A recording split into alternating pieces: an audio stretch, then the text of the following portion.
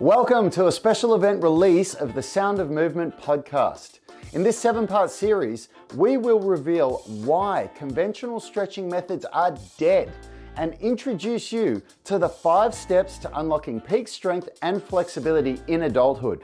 Strap yourself in and get ready. This is the Flexibility Blueprint 2023 edition. Before we get started, as with all our blueprints, the 2023 edition is available to everyone for free, because my brother Yanni and I want to democratize health and fitness education to empower everyone to unleash their inner athlete by achieving the highest levels of health and athletic performance possible. So please, support us by liking and leaving a comment on the video if you're watching on YouTube. Give us a 5-star review on whatever podcast platform you're listening to, and please give us a Google review if you haven't done so already. And most importantly, if you learn something or benefit from this episode, chances are someone you know would too. So pretty please, with a sprinkle of sugar on top, share the content with your inner circle by clicking that little button below the stream window on Spotify or below the video window on YouTube, and then send it to one of your friends. Do that right now. It would mean the world to Yanni and I promise it will mean a lot to your friends.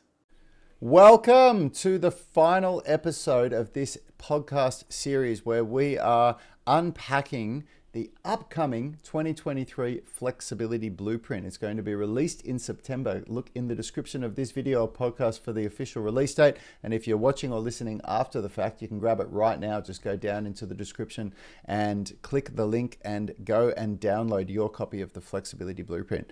We're really, in today's episode, we're talking about point 5, which is your personal fitness journey and really solving this 1,000-piece puzzle, which is all of the YouTube videos that you're watching, all of these different people that are putting out great information out there, but really ends up just cluttering up in your head, making you think, how do I put all this together? How do I make this into an actual program that I can go and do tomorrow and follow for 3 days a week or 5 days a week or whatever it is that you can commit to that's actually going to make me more flexible?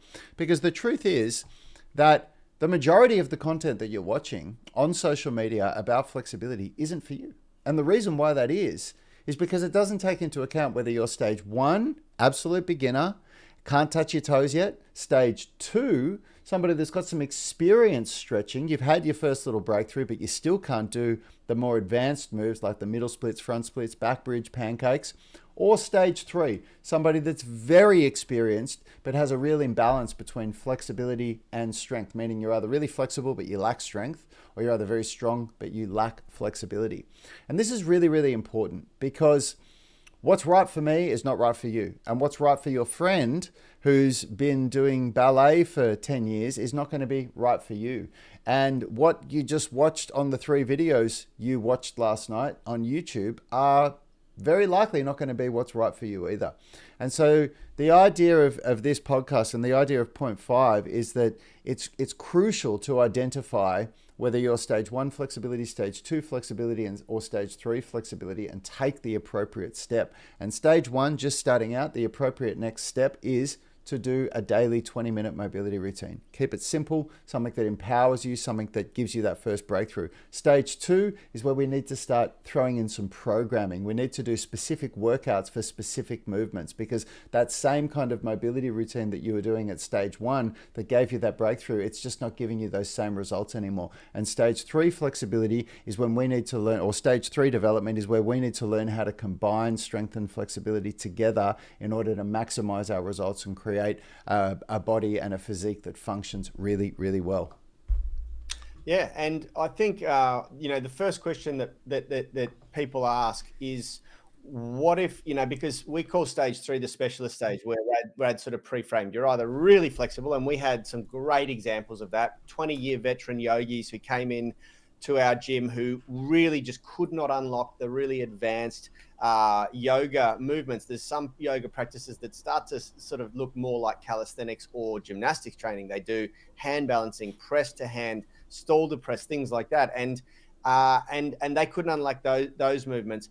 And then you've got the other end of the spectrum, which are people who are Hulk-like strong, but they don't have any functional flexibility, and they're starting to feel the body breaking down, because it's, you know, the strength that they're able to demonstrate is starting to be affected by their lack of flexibility.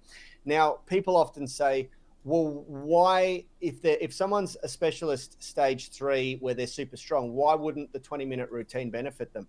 Now, if you missed last lesson, we talked about a concept where the reason why we introduce not last lesson, the lesson, I think it was lesson 5, why we use foam rolling in mobility. The primary reason is because it increases your pain threshold.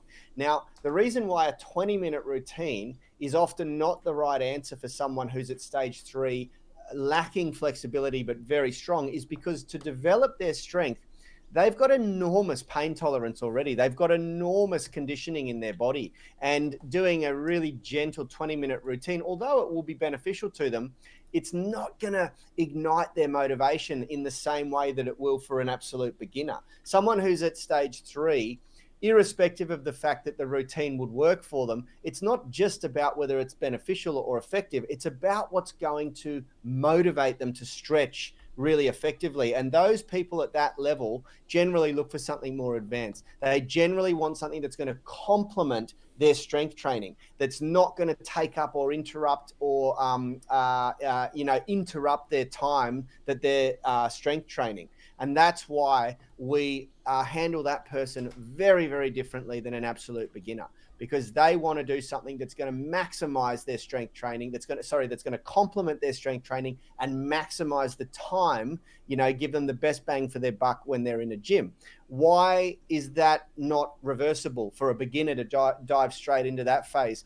Look, for some people, it might be. And those people usually have achieved a high level of specialist strength or flexibility in yesteryear, and maybe have neglected their body for a decade, and they're coming back to it. So they remember, they learn, and they've got that tolerance, that neural conditioning, that calloused mind a little bit already.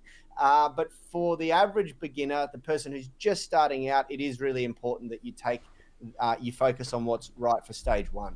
And it is, the 3 stages is not an arbitrary number. You might think, well, why isn't there 5 stages or 10 stages? Because there's so many different levels of expertise or skill when it comes to strength and conditioning. But we wanted to really hit this with the simple stick and basically keep it as practical and actionable and simple as possible for every single person. Well, and let me just really touch on that for a second here, because if we have a look at this, I created this illustration because this really is a good illustration for what stage 1, stage 2, and stage 3 would be. Because the stage 1 person is the person who's commenting on so many of the videos that I put on YouTube saying, I can't even touch my toes, or I can't even squat down without my heels coming off the ground. That's stage 1. That's when you're at stage 1. When you're looking at these flexibility videos and it's just so far beyond your capability. And I've rarely seen a video on YouTube that is really going to help a stage 1 person, because you're watching these influencers, and I've been guilty of this myself, where we're posting ourselves doing a routine that is the kind of routine that we do. So for example, I used to do in the 18-minute stretching routine, I used to do the middle splits in the routine, and I would say to people, if you can't do this, don't worry, you just do it this way. But that isn't the right way to train people. And so for that reason, in the new 20-minute mobility routine that we have, there's absolutely nothing in there that a stage 1 person couldn't do, and it's designed to empower those people. And for those people that are at stage 2, this is when you've progressed from here to here. You've been doing these daily mobility routines for a little while. You've been doing some stretching. You've already been watching some videos. Maybe you've followed a couple of programs and you've made some progress. You are definitely not at this stage 1. If you do a bit of stretching with your friends, you're way beyond where they are. But you cannot break through from this point to this point where you're doing advanced skills like a pancake, for example, like the middle splits, like a back bridge or something like that. And at this stage here, this person needs to follow a program. This is where we need to get more structured. This is where we need to be doing workouts that are specific to muscle groups and start introducing some higher level flexibility principles, which are things like pairing end range strength with loaded stretching, and doing that in a progressive nature where we can identify where somebody's level of range of motion is, so that we choose a progression that's right for them. It's not a one-size-fits-all approach to get from stage 2 to stage 3. You need to follow programming that progresses as you get better. And then stage 3, this is this level where this is actually not stage 3 flexibility. This is more stage 3 development, because we see two types of stage 3 people. We either see people that you actually won't see people that much that look like me here, because I am an example of somebody that is flexible and is also strong and has muscle mass. But we're talking about more people that are really, really strong but lack flexibility, or people that are really, really flexible but lack strength, and they haven't found that way to incorporate both of them. And we've had both of those people come to the gym with us many, many times before, either the really flexible people that want to get strong or vice versa. And within a few months of doing the UMS program that combines strength and flexibility, they have the hugest breakthrough, things that they couldn't unlock for 5 years, trying as hard as they could on their own. Yeah, and at stage 3, we're applying all of the principles. Yep. You know, we use daily mobility in our warm-ups, and on days that we don't train, we use all of the principles that we've spoken about throughout the flexibility blueprint. It is all applied into a structured program that's, most importantly, very, very personalized. You know, inside our UMS tribe, when you come through the program, you get the very first thing that happens is that you fill out a pre-exercise questionnaire, which is a whole series of questions that goes to the coaches. And then the coaches deliberate on what prescription is going to suit you best based on a whole bunch of different factors. And so, as Rad said, it's not a one-size-fits-all approach. You know, we completely tailor the experience to where you're at. And that's really important because, you know, as I said, there could be 10 stages, you know, depending on what you've done in the past. But what we do is we just know that you're either at stage 1, stage 2, stage 3, and then once you're at stage 3, we encourage you to come into the UMS tribe, and then we really help to personalize the experience to you based on your needs, goals, and expectations. And you know, training history is taken into consideration, injury history is taken into consideration, age is taken into consideration, how much time you've got to spend on training is taken into consideration. There's no point giving you a 6-day training split if you can only train 3 days a week, you know. We even take into consideration how much time you've got to train within each workout. And we tell you what to do if you've only got half an hour, 45 minutes, an hour. And so, yeah, there's a lot that goes into it. But what's just really important at this stage is to understand that our tribe gets such good results because we find what's right for each person's developmental stage. And then we cut out the 80% that's irrelevant, the online information that most people are watching, commenting on, and criticizing because it's not right for them, so that they can double down on the 20% that matters most for them personally, where they are on their journey to give them their next big developmental leap forward. And that's really the key takeaway message here. You know, you have to be able to identify what stage you're at and then eliminate all of the noise. You want to simplify it as much as possible. We've got enough to think about in our lives, tribe. You do not want to be bombarded by information that's just not suited to where you are right now on your journey. You want to be able to get laser focused on only the 20% that's right for you. It could even be 10%. You know, I applied the Paredes principle to this, the 80-20 rule, because it really is 20% of the content that you're absorbing that will give you 80% of the result. Well, my closing thought with this is that there's in my opinion, if we make it a really black and white thing and we remove the gray, there's probably two kinds of people that are really watching their all these videos on YouTube for flexibility to try to learn how to get more flexible. And that is, there's the one person who simply doesn't have the budget to invest in coaching, and so they want to look at all the free resources on YouTube. And then there is the person who doesn't want to invest the financial outlay to work with a coach, and so they choose to try and put it all together themselves. But make no mistake, this is something that I learned, I feel, way too late in life. everything that you do has a cost to it. And the cost of watching all this content on YouTube is time. And the older I get, the more valuable time becomes to me. Time is more valuable to me than money in certain scenarios. So have a think about this, because I challenge you. Have a think about, realistically, how many hours did you spend watching YouTube videos on flexibility and on strength training last week? How many hours did you spend watching last month? How much of that information have you put into a program now that you can plug and play, that when it's time for you to actually be able to do your workout, when you've got that really valuable 1 hour a day that you can go to the gym or train at home or whatever to try to get stronger and more flexible, how much of that information has been bolted straight in that you're deploying right now that can make you more flexible? And if you don't have a really solid answer, if you can't say, well, I invested this much of my time into watching YouTube videos and it's given me this information that's created this workout for me that's making me more flexible, I would say that the best investment that you're going to make is to invest in a program that does everything that Yanni just said, that just gives you that opportunity to unplug from that, addiction to watching more and more YouTube videos on flexibility, and allows you to remove yourself from that and go and bang and do this program that is going to take you to that next level. For me, that was one of the most valuable investments that I ever made, when I unplugged myself from YouTube and I just said, I'm going to work with a coach.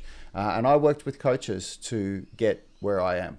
I didn't watch YouTube videos to get there. And so we put these YouTube videos, you might think to yourself, well, why do you put all these YouTube videos out? Well, there's a couple of reasons. For you, we put it out there so that you've got access to content, and so that hopefully you can see stuff that is going to help you and maybe even inspire you to want to look further. And of course for us, so that we can get exposure, so that people can see us and learn about who we are. But the further we go with our journey, the more we realize how relevant this flexibility blueprint is, how relevant it is for people in today's day and age to have something that really pulls them back a minute and says, hang on, am I investing my time properly? Am I getting a return on investment for all these videos that I'm watching on YouTube?